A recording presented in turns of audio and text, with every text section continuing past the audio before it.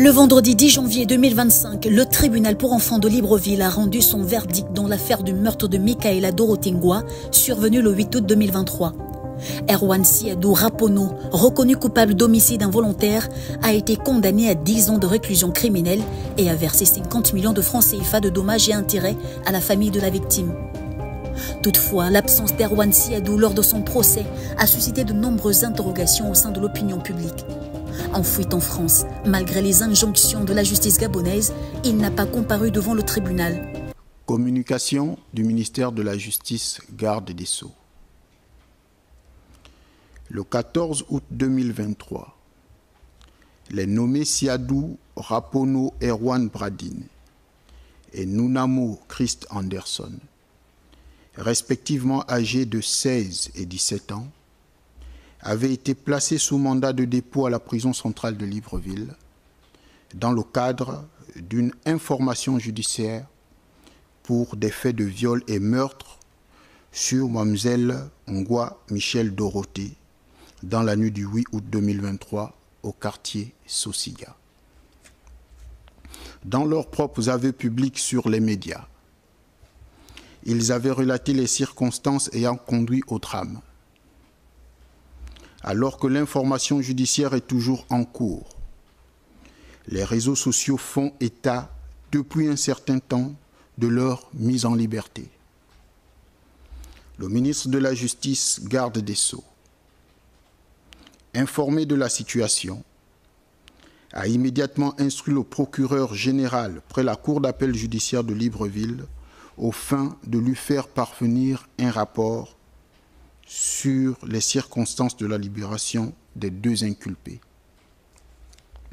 Il ressort de 10 rapports que les intéressés, suite à leur demande, ont bénéficié d'une mesure de liberté provisoire accordée par le juge d'instruction en date du 22 décembre 2023.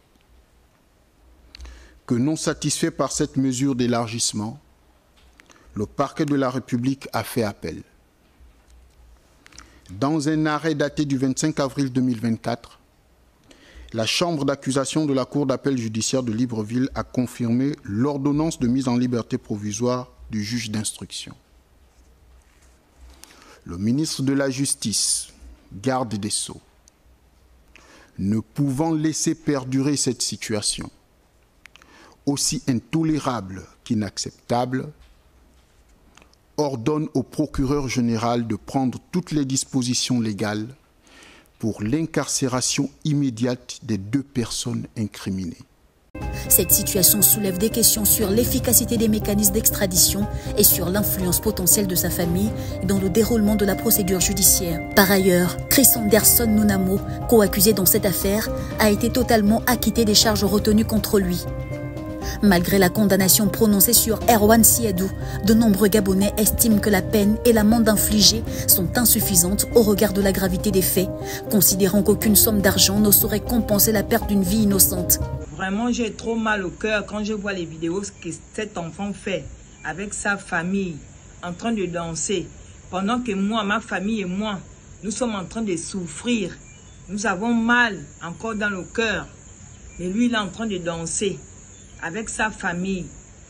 Mais vraiment, je vous remercie, le peuple gabonais, de me soutenir, de m'accompagner. Je demande l'aide au peuple gabonais. Accompagnez-moi dans tout ce qui va se passer. La population gabonaise attend désormais de voir si Erwan Siadou sera extradé vers le Gabon pour purger enfin sa peine ou cette condamnation restera lettre morte. L'affaire continue de susciter une vive émotion sur les réseaux sociaux et une attente de justice véritable pour Michaela Dorotengwa.